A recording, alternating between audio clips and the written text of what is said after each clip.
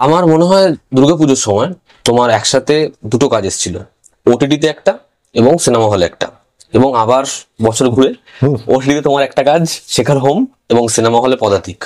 কেমন লাগছে? ভালো লাগছে। কাজ তো সবসময় ভালো, মানে কাজ থাকা, কাজ মুক্তি পাওয়া, কাজের মধ্যে থাকতে ভালোবাসি, তাই ভালো লাগছে। আচ্ছা, পদাতিকের টিজারটা দেখেছি আমি, এখনো ট্রেলার দেখিনি পদাতিকের। তো টিজারে যে প্রথমে যে দৃশ্যটা আছে, আমি তোমাকে বলেছিলাম রবীন্দ্রনাথের যে সিকোয়েন্সটা, তা আমি যখন মৃণাল সেনের আমিও আমার সিনেমা পড়েছি, তা ওখানে রবীন্দ্রনাথ সম্পর্কে তার প্রথম সাক্ষাৎ যে পোর্শনটা রয়েছে, এবার পাঠকদের তো ভিজুয়ালস একরকম হয়, আমি একরকম ভেবেছিলাম, কিন্তু আমি যখন দৃশ্যে দেখি আমার দেখে মনে হয় যেন আমি ওই সিনটাই দেখতে পাচ্ছি। তো এই যে একটা এরকম গ্র্যান্ডার তৈরি করা, এটা মানে এটা কিভাবে প্রসেসটা কি ছিল একটু বলো। এই ঘটনাটার উপর আমি স্পেশাল এমফাসিস দিয়েছি। আসলে মৃণাল সেনের যে পুরো জীবনের যে যে ব্যাপ্তিটা, যে পরিসরটা, সেটা আমি ধরার চেষ্টা করেছি। সে প্রায় 1940 থেকে 2018 অব্দি, সো মানে 78 বছর। তার মধ্যে অনেক এরকম ঘটনা মানে আমাকে টুয়ে যেতে হয়েছে, যে ঘটনা ভারত তথা বাংলার ইতিহাসকে আফেক্ট করে। সেখানে যেমন রবীন্দ্রনাথের শেষ যাত্রা আছে, সেখানে নকশালবাড়ি আন্দোলন আছে, বন্ধনতর আছে, রেফারেন্সে বার্লিন ওয়াল তার ভেঙে যাওয়া আছে, এরকম অনেক ঘটনা। এই ঘটনাগুলোর মধ্যে আমি সবকটা ঘটনা তো পুরো গ্র্যান্ডার দিয়ে দেখানোর আমার রিসোর্স থাকে না। আমি ঠিক করে নিয়েছিলাম যে এই ঘটনাটাকে আমি প্রপারলি যতটা সম্ভব দেখাবো। এখানে একটা অ্যাডভান্টেজ ছিল যে এই ঘটনার মানে অ্যাকচুয়াল ঘটনার ফুটেজও আমি জোগাড় করি। আচ্ছা, যেটা আমরা দেখিও, মানে টিজারে দেখিও, এই অ্যাকচুয়াল শেষ যাত্রার কিছু ফুটেজ এখনো পাওয়া যায়, সেটা আমি জোগাড় করি।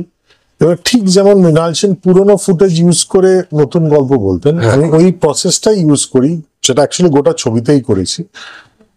সেই প্রসেসটা ইউজ করে অ্যাকচুয়াল শেষ যাত্রার ইমেজের সাথে আমি শেষ যাত্রার ইমেজ শুটও করি পুরো যেভাবে। এবং অবভিয়াসলি অনেক কিছু পাল্টে গেছে, নিমতলা ঘাট মানে নিমতলার শ্মশান পাল্টে গেছে, সেটাকে যতটা সম্ভব কনস্ট্রাক্ট করে পুরোনো নিমতলার মতো করার চেষ্টা করি। এরকম করে করে করে করে রিয়েল আর রিল এটাকে মিক্স করে, বা পুরোনো ফুটেজ আর নতুন শুট করা ফুটেজ মিক্স করে এটা তৈরি করা হয়। আমার মনে আছে সেদিন কল টাইম ছিল রাত 2টো, পরের দিন সকালের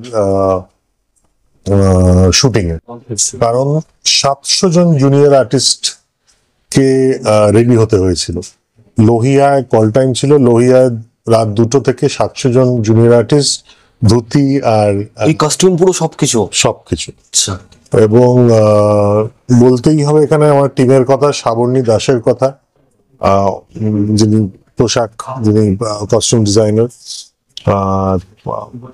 তো আমার গোটা এডিটিং, আমার কস্টিউম টিম, আমার প্রোডাকশন টিম, দিস পার্টিকুলার মানে দিস পার্টিকুলার সিকোয়েন্স, এইটা আমরা মানে সময় নিয়ে ভালো করে প্রচন্ড খুঁটিনাটি দেখে, আচ্ছা তারপর আমরা জোড়াসাঁকোতে শুট করি, কারণ জোড়াসাঁকো থেকে বেরোয়। এবার জোড়াসাঁকো তখন কি ছিল, এখন তাতে কি কি চেঞ্জ হয়েছে, সেগুলো আমরা তখনকার ছবি দেখে কম্পেয়ার করি, করে ভিএফএক্স এ কি কি মুছতে হবে, কি কি চেঞ্জ করতে হবে, সেটা করে যাত্রাটা শুটিং প্রথম পার্টটা শুরু হয় জোড়াসাঁকোতে, তারপর একটা রাস্তা, তারপর ফাইনালি ঘাটে। তো এইভাবে 3টে সেকশনে পুরো সিকোয়েন্সটা শুট করা। একজন মানে তুমি একজন পরিচালক, তোমার একটা নিজস্ব ফিল্ম মেকিং স্টাইল রয়েছে, একটা সত্তা রয়েছে, এবং তুমি সেটা মেইনটেইন করো। এবার মৃণাল সেনের যে ফিল্ম মেকিং সেটা সম্পূর্ণ আলাদা। এবার আমি জানি না ছবির মধ্যে তুমি কিভাবে সেটা বলবে, কিন্তু যখন একজন পরিচালক অন্য পরিচালকের কাজ করছে, তোমার যে পারসেপশন এবং মৃণাল সেনের যে পারসেপশন, এর মধ্যে লাইনটা তুমি কিভাবে টানছো, যে তার যে narration way of film making, সেটা যাতে তোমার সাথে এক না হয়ে যায়। এটা খুব সহজ উপায়। প্রথম কথা হলো মৃণাল সেন তো সেই অর্থে কোনদিন বায়োপিক করেননি, আমি একটা বায়োপিক করছি। তো প্রথমেই তফাৎ হয়ে যায় সিনেমার মূল বিষয়ে। তো এই বিষয় তফাৎ হওয়ার ফলে যেটা হয়, গল্প বলার ধরনটাও একটু আলাদা হয়ে যায়। আচ্ছা, এটা ঠিক যেমন মৃণাল সেনের ব্যবহৃত অনেক টুলস ইউজ করেছি, টেকনিক্স ইউজ করেছে, মানে এই যেটা বললাম যে এক্সিস্টিং ফুটেজ সেটা ইউজ করেছে। অনেক প্রি এক্সিস্টিং ফুটেজ আমরা কিন্তু পড়ার দিকে দেখতে পাবো। তার মধ্যে কিছু মৃণাল সেনের ছবি আছে, কিছু অন্যান্য ছবি আছে, কিছু সম্পূর্ণ অন্য যে রবীন্দ্রনাথের শেষ যাত্রার ফুটেজ আছে। সো সেটা একটা। আচ্ছা, ফ্রিজ ফ্রেম ব্যবহার করেছি আমি, আচ্ছা, ফোর্থ ওয়াল ব্রেকিং ব্যবহার করেছি, যেটা ইন্টারভিউ বিখ্যাত খুব সেলিব্রেটেড সিকোয়েন্স, এগুলো সব আমি ব্যবহার করেছি। আচ্ছা। কিন্তু এই টুলগুলো ব্যবহার করে কিন্তু আমি কমপ্লিটলি নিজের স্টাইলে, মানে তোমার স্টাইলটা মেনটেন রেখেছো। হ্যাঁ আমার স্টাইলে আমি মানে ওইটার সাথে ওইগুলো ব্যবহার করে নিজের স্টাইল মেনটেন করে গল্পটা বলেছি। এবং সেখানে শর্ট টেকিং বা dialogue, non linear story telling, continuous একটা দুটো সময়ের বিনুনি, আর যেহেতু ফোর্থ ওয়াল ব্রেকিং আছে আমার সুবিধা হয়েছে রিয়েলটা আরো মেশাতে। সো এই সব করে তারপরে শর্টটা কিন্তু বললাম।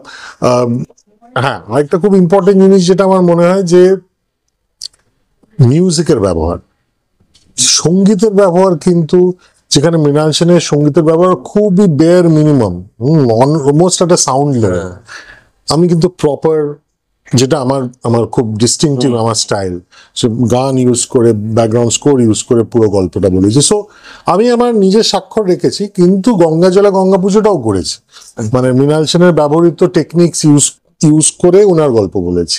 শ্রীদা, মৃণাল সেন হিসেবে চঞ্চল চৌধুরী এই যে ভাবনাটা, আমার মনে হয় সে ডিসেম্বর 2022 সম্ভবত, সেই সময় কথা শোনা যাচ্ছে চঞ্চল চৌধুরীকে আমরা দেখতে পাবো। তো এতটা সময় লাগলো আসতে ছবিটা, এবং যেভাবে চঞ্চল চৌধুরীর যখন ফার্স্ট লুক আসলো, তার আগে অনেক কথা ছিল চঞ্চল চৌধুরীকে মানাবে কিনা, কিন্তু যখন ফার্স্ট লুক আসলো সবাই মানে এরকম একটা ফার্স্ট লুক। এইখানে তোমাকে দুটো জিনিস বলো, এক হচ্ছে সোমনাথ কুণ্ডুর উপর তোমার ট্রাস্ট। তুমি আমাকে আগে একবার বলেছিলে কোনো ইন্টারভিউতে, এমনি বলেছিলে যে তুমি সোমনাথ কুণ্ডুকে নিয়ে হিন্দিতে যদি প্রজেক্ট করতে পারো, অনেক বেটার প্রস্থেটিক্সের কাজ বের করে আনবে। রাইট। আর দুই, যে চঞ্চল চৌধুরীকে ভাবনা এবং তাকে মানে এরকম জায়গায় নিয়ে যাওয়া, এটা তুমি কি আগেই পরিচালকরা তো আগেই দেখে নেয় ছবি, তো তুমি কি আগেই দেখে নিয়েছিলে? না না, আমি আগে দেখিনি, সত্যি কথা বলতে। আমি এই স্ক্রিপ্টটা রিসার্চ করি বছর খানেক এবং লিখি ওই লকডাউনের সময়, ঠিক আছে? স্ক্রিপ্টটা তখন লেখা হয়েছে, কিন্তু স্ক্রিপ্টটা আমি ইনিশিয়ালি সিরিজ হিসেবে লিখেছিলাম। প্রশ্ন আছে, ওটা নিয়ে এখন বলো না। হ্যাঁ আচ্ছা, ওকে, ঠিক আছে।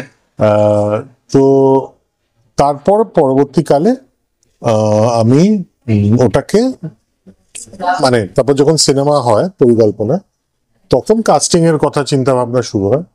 আমার মনে আছে তকদির, তকদির দেখে, তকদিরের একটা শট দেখে আমার মনে হয়েছিল যে একটা কিন্তু কায়িক মিল আছে, আচ্ছা, মানে একটা দৈহিক মিল আছে, মুখের স্ট্রাকচার, ফেস। তারপর আমি যখন মানে ওয়েন্ট ব্যাক এবং আই ডাগ ডিপ, মানে আরো বেশি চঞ্চল চৌধুরীর ছবি, চঞ্চল চৌধুরীর সিরিজ দেখতে শুরু করি, সেখানে তখন আমি মানে চোখ বন্ধ করে এই জায়গাগুলো একটু পাকা চুল, একটা সাদা পাঞ্জাবি, একটা জহর কোট বা উইথাউট জহর কোট, ইমাজিন করা হচ্ছে যে না, এটা কিন্তু গোজ প্রিটি ক্লোজ। সো ইমিডিয়েটলি হয়েছে আমি যে বলবো না, তবে ডেফিনেটলি স্ক্রিপ্ট লেখার মাস 6 পর তো I finally saw him as Mrinal Sen. So এই প্রক্রিয়ায় কাস্টিংটা হয়েছে, এবং আমার মনে হয় ক্লাসিক্যাল বায়োপিকে ফিজিক্যাল রিজেমব্লেন্সটা খুব ইম্পর্টেন্ট। মানে এছাড়া যে দুটো ছবি হয়েছে, পালান এবং চালচিত্র, এখন এই মৃণাল সেনের শতবর্ষে, তার মধ্যে পালান তো ঠিক আছে, ইটস স্পিরিচুয়াল সিকোয়েন্স, কিন্তু মৃণাল সেনের ভূমিকার কিছু নেই। কিন্তু চালচিত্র এখনো যে অঞ্জনদা মৃণাল সেনের ভূমিকায় অভিনয় করেছে, যেহেতু it's very personal intimate space, হ্যাঁ, নামও সেই অর্থে ব্যবহৃত হয়নি, সেখানে ফিজিক্যাল রিজেমব্লেন্স অতটা ইম্পর্টেন্ট নয় বলে আমার মনে হয়, সেখানে স্পিরিটটা খুব ইম্পর্টেন্ট। কিন্তু তুমি যদি অফিসিয়াল বায়োপিক করো, ক্লাসিক্যাল বায়োপিক করো এবং পারমিশন নিয়ে করো, যেখানে কুণাল সেন কাছ থেকে আমি প্রপারলি পারমিশন নিয়ে করছি, সেখানে আমার মনে হয় ফিজিক্যাল রিজেমব্লেন্স হলে একটু ভালো। বিকজ এখনো অনেক মানুষ আছেন যারা, ইনক্লুডিং মি, আমি নিজেও ইন্টারঅ্যাক্ট করেছি মৃণাল সেনের সঙ্গে।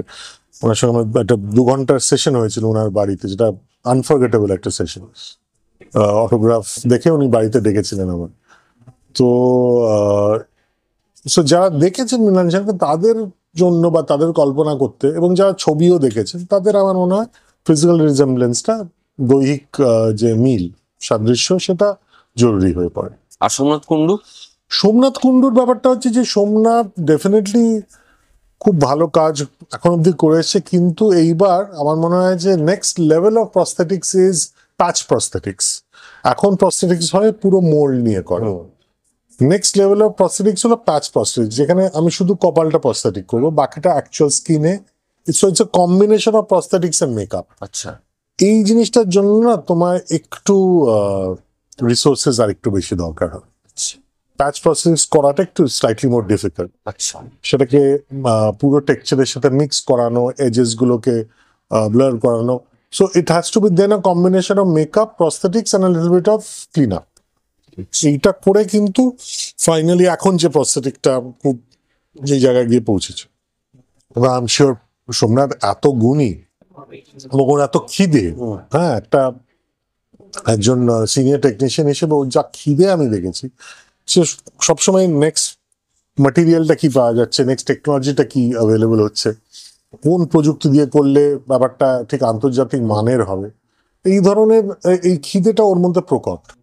এবং উইচ ইজ ভাই আমার মনে হয় ও বম্বেতে মানে বা সাউথে যদি কাজ করে আরো ভালো কাজ ওর। যখন অ্যানাউন্সমেন্ট হলো পদাতিকের, তখন এটা একটা শর্ট সিরিজ ছিল এবং এতগুলো অধ্যায় মৃণাল সেনের জীবনের। তো তুমি আমাকে বলো যে এটা তো সিরিজ করলে আরো বেটার ওয়েতে তুমি দেখাতে পারতে এতগুলোকে, তাহলে তুমি সিনেমা কেন? এটা দুটো কারণ। আনফর্চুনেটলি যে বাজেটটা গিয়ে দাঁড়ালো ফাইনালি যখন লিখলাম, সেই বাজেট আমাদের বাংলা সিরিজে পাওয়া যায় না। আচ্ছা, ঠিক আছে, পিরিয়ড রিক্রিয়েশনে এত ধরনের এতগুলো ঘটনা, ওই রবীন্দ্রনাথের শেষ যাত্রাটাই যদি ধরি, তাতে যেই সংখ্যক টাইম, রিসোর্স এবং বাজেট দরকার, সেটা সম্ভব হতো না, মানে সেটা পাওয়া যেত না।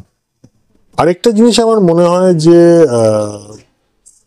সামহাও কোথাও গিয়ে আমার ব্যক্তিগতভাবে মনে হয়েছিল যে series sometimes is the easy way out. মানে আমি একটা 8 ঘন্টার ব্যাপ্তি পাচ্ছি, সো এখানে আমার মুনশিয়ানার ব্যাপারে আমি সবটাই দেখাতে পারি। আমার মনে হয় গল্প বলার ওটা একটা চ্যালেঞ্জও, যে আমি এই 2-2.5 ঘন্টায় এই টোটাল জীবনের এমন কিছু এলিমেন্ট রাখবো, আবার এমন কিছু এলিমেন্ট বাদ দেবো, যাতে তার গোটা জীবনের দর্শন, জীবনবোধ, রাজনৈতিক বোধ এবং ব্যক্তিগত জীবনের যা যা অ্যাসপেক্ট সবটাই ধরা পড়ে। সেবার এই চ্যালেঞ্জটা আমি নিজেকে দিলাম বেসিক্যালি। আচ্ছা, এবং আমার মনে হয় যে সবসময় সেই চ্যালেঞ্জটা যে নিতেই হবে এরকম কোনো মানে নেই, বিশেষ করে যদি তুমি সিরিজেও সেই অ্যামাউন্ট অফ রিসোর্স বা বাজেট পাও, কিন্তু যেখানে তুমি একে পাচ্ছই না, তার উপর মানে this can serve as a চ্যালেঞ্জে দেখা যাক না। মানে আমি তো 2010 থেকে ছবি বানাচ্ছি, তখন তো সিরিজের অপশনটা ছিল। সো সেই মুনশিয়ানা বা সেই লেখনির যে বুনট, সেটা এখন আমি মেনটেন করতে পারি কিনা, সেই জায়গা থেকে আর কি। আচ্ছা, তুমি আমাকে কদিন আগে বলছিলে যে এই ছবিটা অনেক বেশি নিশ এবং তোমার পরবর্তী যে ছবি সেটা অনেক বেশি মেইন স্ট্রিম। এই একদম কিন লাইনটা তুমি টানছো কিভাবে? আমি তো ঠিক টানছি না রে, ব্যাপারটা হচ্ছে যে আমি দেখ মানে আমি সব রকমের ছবি দেখি, কনজিউম করি, এবং সত্যি সব ধরনের ছবি দেখি, মানে তার স্পেকট্রাম, তার রেঞ্জটা বিশাল। তার ফলে আমি যখন ছবি বানাইও তার মধ্যে ওই রেঞ্জটা খানিকটা হলেও পাওয়া যায়, কারণ আমার ভালো লাগা থেকেই তুমি ছবি বানাই, এবং আমি নিজের জন্য ছবি বানাই। বহু ইন্টারভিউতে বলেছি, আমি কোনো দর্শকের কথা ভেবে বা কোনো ফেস্টিভ্যালের কথা ভেবে বা কোনো ন্যাশনাল অ্যাওয়ার্ডের কথা ভেবে ছবি বানাই না। আমি যে ছবি আমার বানাতে ভালো লাগে বা যে ছবি আমি নিজের পয়সা খরচা করে দেখবো, সেই ছবি আমি বানাতে পছন্দ করি। তো এবার আমার ভালো লাগাটা যদি, যেহেতু খুবই বিবিধ বিষয়, বা আমার সিনেমা দেখার রেঞ্জটা যেহেতু খুব বিবিধ, তাহলে আমার বানানোর ক্ষেত্রেও সেটাই প্রতিফলন হয় আর কি। তাই ওটা আমি খুব কিছু কনসিয়াসলি মেনটেন করি তা নয় কিন্তু। মানে আমি যখন ধরো এই বছরের যদি আমি দেখি, অতি উত্তম, ওটা একটা আলাদা আলাদা স্বাদের ছবি, পদাতিক সম্পূর্ণ আলাদা, টেক্কা সম্পূর্ণ আলাদা, সত্যি বলে সত্যি কিছু নেই আবার সম্পূর্ণ আলাদা। এর সাথে আবার শেখার হোম আসছে ওটিটিতে, আবার ফেলুদা ভূস্বর্গ ভয়ঙ্কর আসছে ওটিটিতে, সেগুলো আবার আলাদা। তো আমার মনে হয় এইটা ভাল লাগে আমার, মানে বিবিধ বিষয় যেহেতু আমার আগ্রহ, বিবিধ বিষয় গল্প বলতে আমার ভাল লাগে, এবং লাইনটা ওখান থেকেই মেনটেন হয়ে যাবে, এটা আলাদা কনসিয়াসলি আমি ওরকম ভাবে মেনটেন করি না। আচ্ছা, মানে ওই একটা গান আছে না, তোমার ঘরে বসত করে কয়জনা, তো আমার ঘরে অনেকে বসত করে, অনেকগুলো সৃজিত মুখার্জি বসত করে, অনেকগুলো ঘরানা বসত করে, এক একজন ফিরে আসে এক একবার। এক একজন ফিরে আসে একবার। এই নিয়ে আমি মানিকবাবুর মেঘ দেখতে দেখতে আক্ষেপ করছিলাম যে মানিকবাবু মেঘের 9 বছর আগে তো আমিও একটা অ্যাবস্ট্রাক্ট প্রেমের গল্প বলেছিলাম, নির্বাক। হ্যাঁ। তো এখানে মেঘ, ওখানে গাছ ছিল, কুকুর ছিল, মৃতদেহ ছিল, প্রতিবিম্ব ছিল। তখন যারা হেসেছিল, টিটকিরি দিয়েছিল, তারা আজকে কাঁদছে মানিকবাবুর বই দেখে। আমার সামনে, আমি দেখতে গেছিলাম, আমার সামনে একজন মহিলাকে দেখলাম কাঁদছেন, এত ভাল লাগলো। তার মানে কোথাও অডিয়েন্সের টেস্ট বদলেছে বা এই ধরনের ছবির গ্রহণযোগ্যতা বেড়েছে।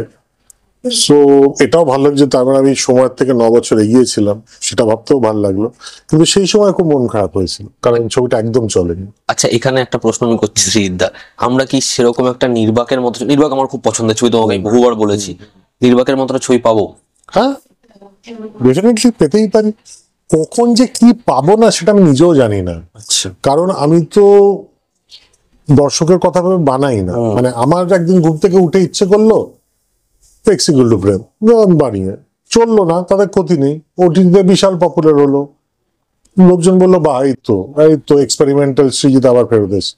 এবার কখন যে ঘুম থেকে উঠে কি ইচ্ছে করে আমি নিজেও জানি না। একদিন হয়তো ইচ্ছে করে একটা হার্ডকোর কমার্শিয়াল ছবি বানাবো। হার্ডকোর কমার্শিয়াল বলতে মানে আমি মাইন্ডলেস কমার্শিয়াল ছবি বলছি না, কিন্তু এমন কমার্শিয়াল ছবি যেটা গল্পের একটা ইন্টারেস্টিং বুনট আছে, একটা কিন্তু সেন্সিবিলিটিটা কমার্শিয়াল আর কি। মানে সেই দিক থেকে জুলফিকারও খুব কমার্শিয়াল ছবি, হ্যাঁ। সো ট্রিটমেন্ট বা এই সবকিছু। তো এবার কি যে পাবো আমি জানি না, মানে আমি নিজেও জানি না, মানে কোন গল্পটা যে কখন বলতে আমার ইচ্ছে করে। আসলে এটা আমার ব্যক্তিগত জীবন বা আমার মানসিক অবস্থা, পৃথিবীর সেই সময় কি অবস্থা, সবকিছুর একটা মিক্সচার। কারণ এই সবকিছুর মিশেল গিয়ে কিন্তু একজন আর্টিস্টকে এফেক্ট করে, তার ফলে সে কিছু একটা করে, সে ছবি আঁকে বা কবিতা লেখে বা সিনেমা বানায়। So very difficult to predict. আচ্ছা আচ্ছা সৃজিতদা, এটা আমি একটু সরে গিয়ে প্রশ্নটা করছি। সেটা হচ্ছে, আমার মনে হয় তোমার চতুষ্কোণ নির্বাক একটা সিমিলারিটি আছে। আমরা একটা ভিডিও করেছিলাম, আমি জানি না তুমি এটা নিয়ে কখনো বলেছো কিনা। চারটে গল্প একটা একটার সাথে কানেক্টেড, এটা তো আছেই। তুমি আরেকটা জিনিস দেখো, সেটা হচ্ছে আমাদের দশম অবতার, তোমার গুমনামি, একটা ঘর আগুন লেগে যাচ্ছে, চারিপাশ পুড়ছে, একটা ক্যারেক্টার বসে রয়েছে সেন্ট্রাল করে, যেরকম ভাবে দরজা, ওই একটা করিডোর, ওখান থেকে একটা ফ্রেম, তোমার অতি উত্তম ইন্ডাস্ট্রি, অটোগ্রাফ ইন্ডাস্ট্রি, এখানে গুমনামিতে একটা গান, এই ছবিতে একটা গান, এরকম এই যে ছোট ছোট সিমিলারিটি গুলো, যে আর 3টে ছবিতে করা যায় না। সেই তোমার কাছে 2টো ছবিতে এরকম একটা রেফারেন্স, একটা সিমিলারিটি আছে, আবার একটা অনেক দিনের অপেক্ষা আবার একটা সিমিলারিটি রয়েছে। কিন্তু আমার যেটা ভালো লাগলো যে পদাতিক এবং গুমনামির মধ্যে একটা অনেকটা বড় সময় ব্যবধান, কিন্তু একটা এলিমেন্ট থেকে যায়। বাহ, এটা খুব ভালো। এটা নিয়ে আমি সত্যি, মানে আমি নিজেই ভাবিনি এই নিয়ে, এবং ভাবিনি বলেই আমার মনে হয় আরো মজার হয়েছে ব্যাপারটা। কারণ আমার সত্যি মনে হয় যে এগুলো যখন কেউ অবজার্ভ করে আমাকে বলে, আমি নিজেই অবাক হচ্ছি, হ্যাঁ ঠিকই তো, সত্যি তো, এটা তো ভেবেই দেখিনি। কিন্তু আমার মনে হয় আই গেস স্বাক্ষর জিনিসটা বোধহয় সেরকম, মানে সেটা সাবকনসিয়াস, মানে স্বাক্ষরটা থেকে যায়, ওটা আমি এখানে আমি ঢোকাবো বলে আমি, মানে ওটা আমার মাথায় থাকে না, which is Y depends on the subject, বিষয়বস্তুর উপর ডিপেন্ড করে যে সেটা আমার থেকে কি বার করছে, কোন এলিমেন্টটা বার করছে। এই যে এলিমেন্টগুলোর কথা তুই বললি, মানে now that you tell me, সত্যি মানে it's a very very interesting coincidence. একটা ছবি কৌশিক গাঙ্গুলি বানালেন মৃণাল সেনকে নিয়ে, কন্টিনিউশন যেটা পালাম, আর একটা ছবি আসলো যেটা ট্রিবিউট দিলেন অনিল দত্ত, এবং তারা প্রত্যেকে কিন্তু কোনো না কোনো ভাবে আমার সাথে যখন কথা হয়েছে, তোমার এই ছবিটা নিয়ে কথা বলেছেন। তুমি আমাকে বলো, এই ছবিটা পদাতিক সেই বাকি ছবিগুলোর থেকে কতটা আলাদা, এবং সেই দুটো ছবি দেখার পর তোমার কি রিয়াকশন? আমার তো মনে হয় যে এটা দারুণ ব্যাপার, এবং এটা উনি বেঁচে থাকলে, মৃণাল সেন থাকলে উনি খুব এনজয় করতেন যে কমপ্লিটলি তিনটা আলাদা perspective. Palan is more like a spiritual sequel. হারিজের এত বছর পর যদি আজকের দিনে দাঁড়িয়ে আমরা হারিজের জীবনবোধ, হারিজের দর্শন আজকের দিনে দাঁড়িয়ে সেটাকে রি এক্সামিন করি, so it's a reexamination, it's a spiritual sequel.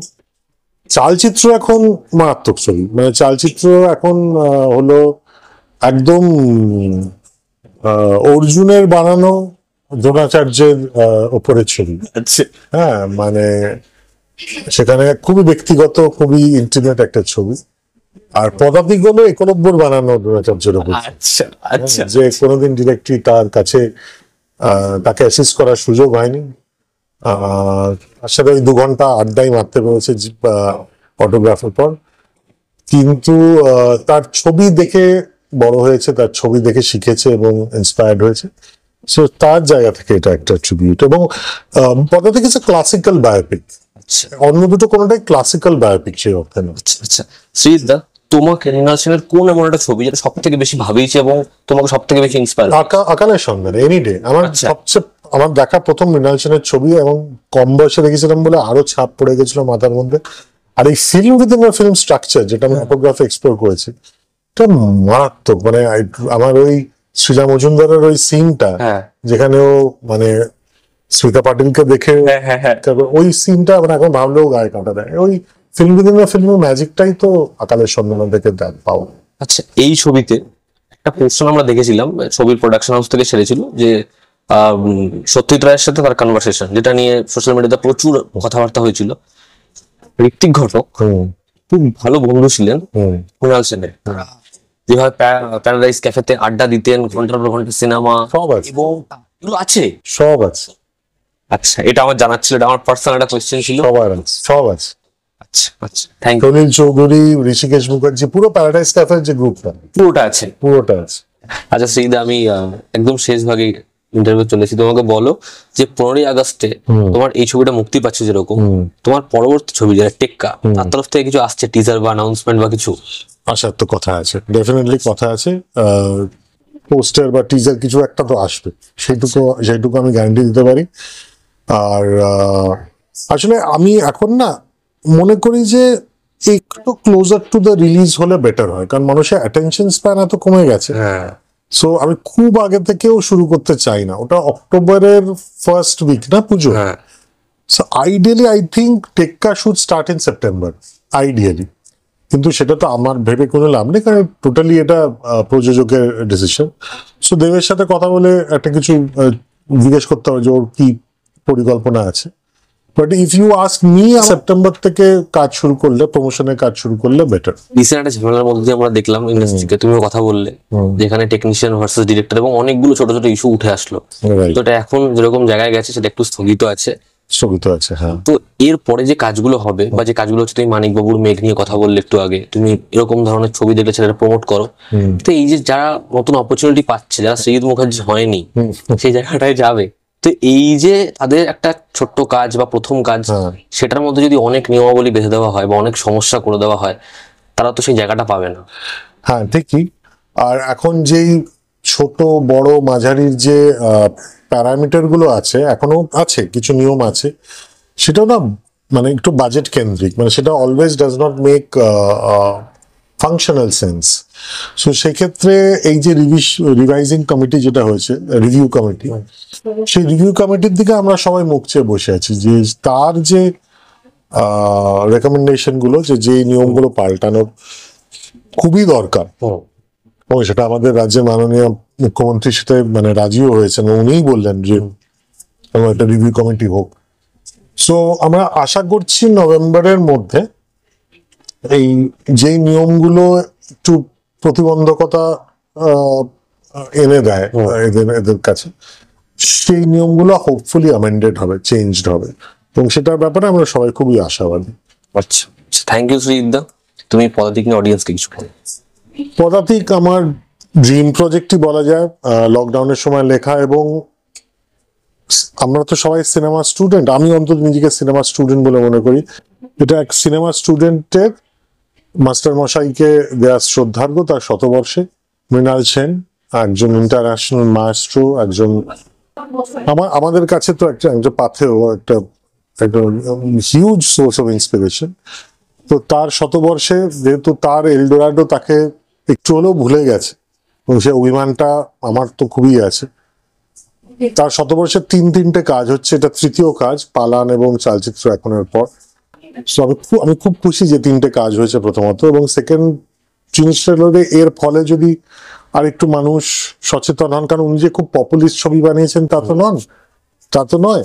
So একটু যদি মানুষ আরো বেশি করে তার কাজ নিয়ে সচেতন হন এবং তার কাজ দেখেন, এবং তাকে কোনোভাবে যদি একটু সম্মাননা জানানো হয়, যেটা আমি আগেন সরকারের কাছে আবেদন করবো, যে কোনো ইনস্টিটিউট বা কোনো হল বা কোনো রাস্তা বা কিছু একটা তার সাধের, তার প্রাণের এলডোরাডোর যদি তার নামে নামকরণ হয়, তাহলে আমি মনে করবো পদাতিক সার্থক।